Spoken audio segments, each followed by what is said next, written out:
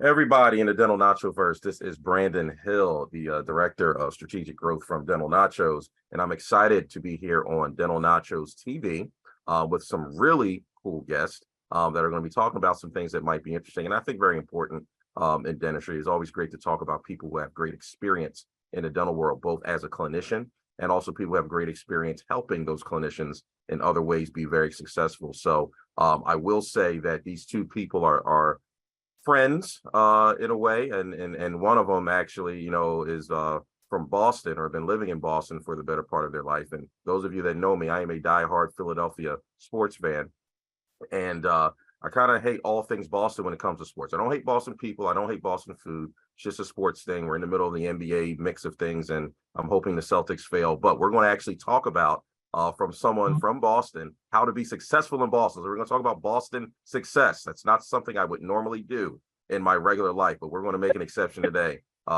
just for you all here in the Dental Nacho verse. So without further ado, I have Audie Cashion here with me, who is a dental work-life balance coach. And I have the incomparable Dr. David Cormier, who is a very experienced dentist from that Boston area of the past 40 years. So what I'm going to do, I'm going to let those two take over and talk about some very cool things about buying a practice, doing a startup, ways to be successful, not just in Boston, but in everywhere. But there'll be some extra benefits at the end for those of you who are either in or want to be in the Boston area. So Audie, Dr. Cormier, I will let you guys have the floor. Thank you. Brandon, great to be here. Listen, Dr. Cormier, tell us about your experience. I know that you're kind of at that ending phase of, getting out, retirement, and then going on with the next phase of your life. But tell me this, what have you been able to do as a result of practice ownership? What are the results that you've gotten from your life? Kind of start, at the beginning, where you were, and then kind of transition us what you've been able to do as a result of being a practice owner. Well, I graduated back in '86 from dental school, and then did not plan to buy a practice, but an associateship was not going very well my first year. It was very slow. And I ended up having an opportunity to come across in Beverly, Massachusetts, to buy a practice that was established. The gentleman was retiring at 55. And, I compared some associateships and some practices that were for sale. And this looked like a fantastic opportunity. It was like back then I got a tax return, met with the guy who's off to play golf. He said, "This is it. You want it?" I said, "You know what? Better opportunity than I've seen." Didn't even know where Beverly was at the time. I had to check that out on a map. We didn't have GPS then. It was probably about 30 minutes away from where I lived. So I took over the practice at that point. He was leaving. I took over, let's say, April. He wanted me to work the full month because he was on vacation in Florida, and he was going to retire in September. And that was it. I had that introductory period. And like I said, he was only 55. I had a very busy practice. Small, 900 square feet with 3 operatories. So I jumped in, purchased that, borrowed money from my wife's family, and started up. And some staff left, some staff stayed. I had to do another staff. And I 24, 25 years old, jumped to the business world and did practice ownership and didn't look back. Excellent. What are some of the things that you enjoyed about being a practice owner? Like, what did you do? Owning practice, you're an entrepreneur, you're a businessman, and you have to control everything. You have many, many things. And you may decide to delegate. Not the best way to run life. I learned later in life, you're better to oversee and control it that way. So in dentistry, you make money mostly by your chair time. And so if you're out doing things or doing lab work, you're doing other things, you may enjoy that, but that is not necessarily the moneymaker. I recently read a great article about not so much your dental skill, but more your staff training is huge in how your success goes. And if you can now create, and that was one thing I never did. I was buried from the minute I started. I had to take on associate right away. I never spent time training staff. It was like, oh my God, this person's leaving. We need to get someone in. We need to get an assistant in. Hey, you can you hold 2 hands or whatever, stand in that thing, hold the suction. Let's go. And that's one thing I regret in life. I never had the time by being in a busy practice to do that. But the nice thing about taking over established practice, I had no advertising costs in my entire life. I mean, little teeny things. And that's huge. Somebody paying 10% of their business advertising costs. We were talking about earlier a startup practice versus an established practice. Really, the cost of buying an established practice is an investment. It's not money. You're not spending money on something. That is just money you're putting aside. You're going to resell that practice 20, 30, 40 years down the road. Or you may change location in 10 years. Say, hey, you know what? I don't like Boston weather anymore. I'm going to go to Las Vegas.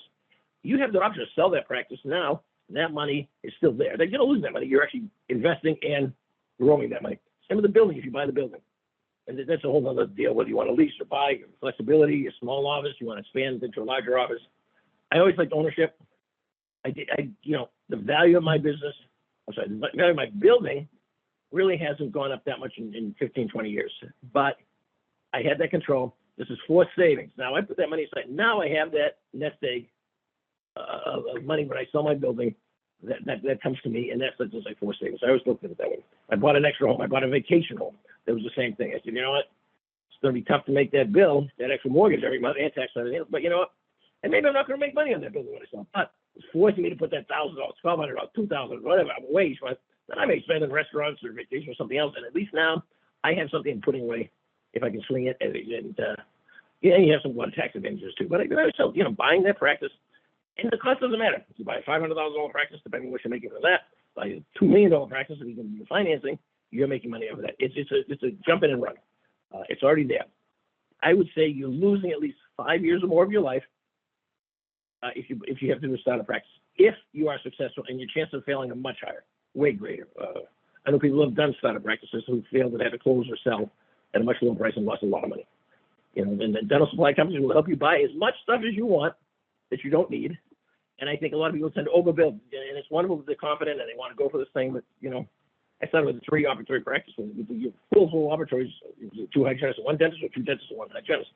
And we maximize that 3 operatory 900 square foot space. When you have 5 operatories and you're using 1 and 4 sitting there empty, that's a lot of money and a lot of financing that's out there. We're talking how I compared it to building a new home on land that you have to pay impact fees, environmental impact, all stuff. You have to pay for landscape. You have to pay for sprinkler systems, pay your driveway. When you buy an established house that's 10 years old, for instance, that has good quality, you're buying at those prices of, what the dishwasher cost 10 years ago for the most part, and what construction costs were then. And everything is escalating hugely. And Dr. Cormier, you bring up a great point as far as like cost versus, build versus existing. So what do you think are some of the fears that are maybe going through an associate's mind? Like, what would they be thinking right now? What were you thinking before you purchased the practice? And how do you think they can allay those fears? What do you do to kind of get to that place of saying, yeah, I want to be able to pilot my own ship?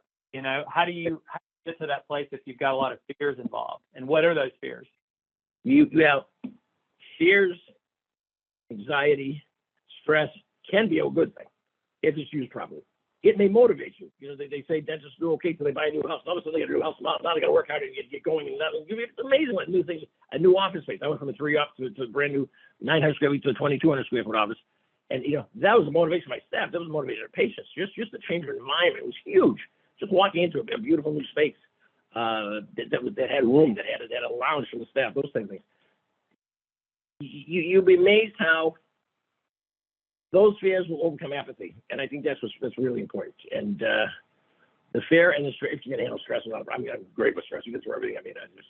It's just going to get calmer and calmer and calmer about things. I have 4 children. It's like I tell people nothing bothers me now. It's like there's nothing you can throw me that won't bother me. I may shake my head and flick it off, but I'm not going to crash over that.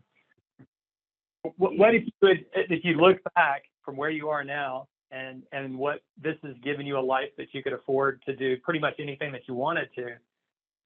What if you would have stayed an associate? How would that have looked different? I'm saying if I was an associate? Yeah, if you stayed an associate instead of buying your practice, how would that have been different? How would your life be different? You're limited. Okay. When you're looking at great wealth versus a job or a career, looking at CEOs, looking at great wealth, that is created by other people working for you, number one. Okay, one person with so many limited hours in a day, if you want to have a life outside of your work, can only produce so much money. You can only produce 8 hours work per day, 9 hours, 10 hours. If you now start having hygienists, using dental labs, using various things, using auxiliaries, which is huge. I never did that properly. I really never utilized my auxiliaries the way I should have. I didn't delegate them very well. I didn't let them make temporary crowns. I didn't do things I should. But I used CEREC mostly, and I didn't let them design the CEREC and mill the CEREC. And those things you can do that increase your efficiency and skyrockets your income. It's very, very different. And when you look at read any of the books about any of the great wealth builders in this world, they made wealth off of other people. They, sometimes they bought another idea. Elon Musk buys companies, okay? he takes things and then branches off from that. And he sees something established and then he goes forward with it. And same thing in dentistry. When you're sitting there by yourself with one assistant, yes, you may have a wonderful life. And I know people, as they retire or slow down, they cut back on staffing, and it's just them and the one assistant front desk person. And they say, you know what, my life is even better now. Okay, I don't have to stress of all the employees. Employees is a big stress. You are taking on their families, you're taking on their children, you're taking on their issues, their parents, and all these things come into the work atmosphere. And it's very hard to control and box those things and keep it out of life. You know, you say to my staff, you come to that door in the morning, you stop, you take a breath, put on a big smile, get rid of your outside life. Okay, get rid of those stresses, you know, turn up those cell phones, and you come in with a smile on your face, and we're going to charge for the day. One thing about dentistry is it is different every day. It is exciting every day. You don't know what's going to come through that door. You know? And that's fun. That's the fun part of it. You're never bored. There's no such time as being bored. But when you have a startup now, go back to that, you have office issues. How do you make this payment? How do you make that bill? When is that money going to come through? And you're inexperienced about how do we do the insurance billing. God, I remember when I was an associate, I didn't have to worry about this. I'm not have to worry about those things.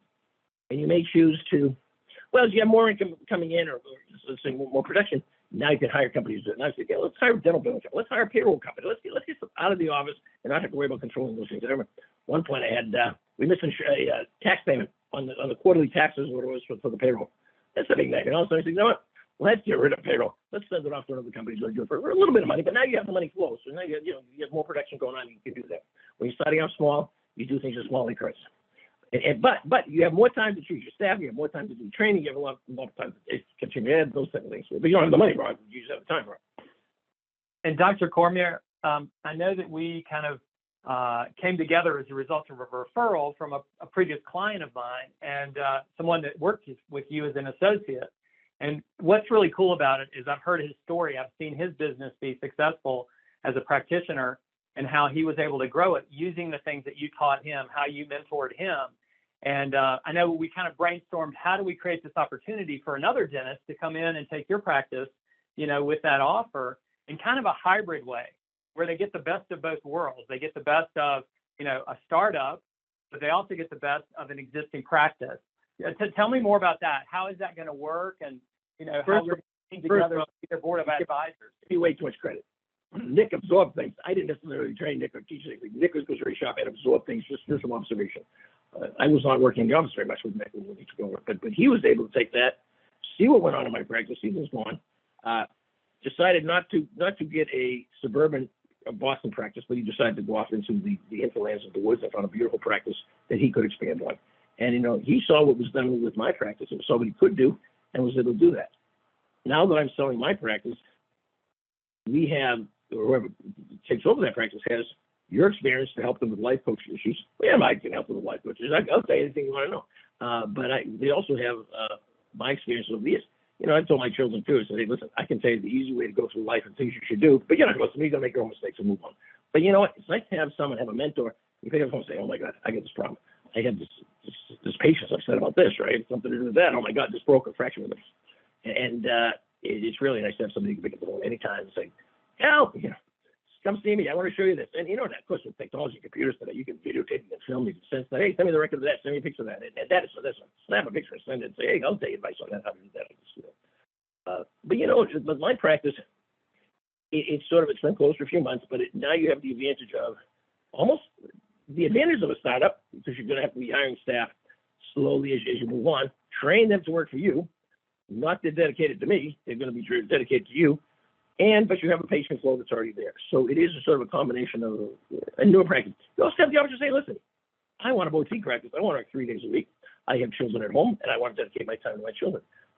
I don't want a 6-day practice. Or you have the option to say, listen, I want more of a clinic. I want 3 dentists in here and an oral surgeon and a periodontist and an orthodontist. Okay, those are the options you have to grow it however you want to grow it, or join it with another group.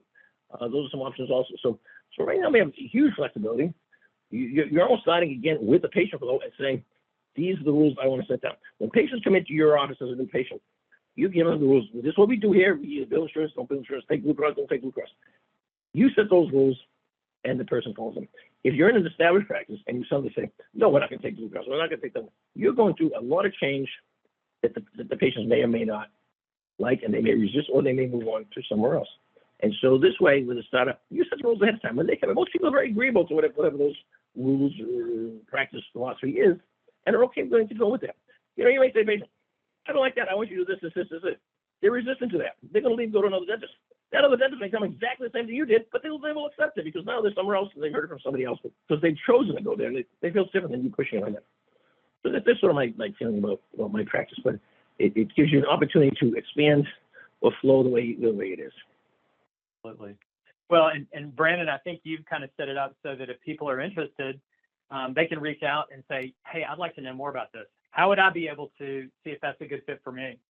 So this was a great discussion between you two. And one of the things that I really like about the unique opportunity is that the opportunity is great and the investment may be a lot less. This is an opportunity for someone who may have been willing to do a startup if they find a great location. But the cost may be a little bit less here than traditional startups. So I really want to connect people to talk about this unique opportunity. You have an opportunity to own a practice that you make your own, just like you would with any startup, in a location that is a proven location in a popular area. And you get to be mentored by the gentleman who made a successful practice for the past 40 years. And I want to say you're also going to have access to the great work-life balance and coach in the dental industry, Audie Cashion. So that's a great combination of unique resources to have for someone who would love to be in this area and would love to have a successful career in dentistry and in life. So for anybody looking for information on this, just text us to 215, text the phrase Boston Burbs. That's Boston and Burbs. So Boston and then BURBS to 215-543-6454. Boston Burbs. Text that phrase to 215-543-6454. You'll get connected with Audie. You'll get the information about this opportunity in more detail to see if you're the right fit for it. And if it's the right fit for you, I'm pretty sure there's plenty of you out there that will be intrigued by this. And we're excited to make this possibility for you. So any closing remarks from either you, Audie, or you, Dr. Cormier? Brandon, remind me to show you my signed Ray Bork shirt and my signed Tom Brady shirt someday. I don't have any. I'll take you up on that. I'll appreciate it for the quality and nostalgia that it is as a sportsman. And thanks, Dr. Cormier. Dr. Cormier, I know you don't want to share this, but I know more about your your lifestyle and be able to be with Mr. Lynch on the same street where the stock guy that started the mutual fund. I lived in Marblehead, Mass. For years. Yeah. He lived down the street from me. Same street. So having your own business. So I know you want to pass that along and give it to someone that's going to carry the baton. So we also the CEO of what was the company? There's many company CEOs on that street too. It was quite a nice place to live. Awesome, gentlemen. Thank you so much. I really appreciate your time. I really appreciate your insight and advice. And to everyone watching, thank you. This is something I suggest you kind of just keep this in your recording catalog as something that you kind of check in on and reference to, because there were very good nuggets shared by both gentlemen here that I think everyone will appreciate. So we'll make this available. Obviously, it'll be in our Facebook group. We'll make it available other ways for those who want to get this recording. And don't forget, for more information about the opportunity, text Boston Burbs to 215-543-6454. Have a great day, everybody. See you soon.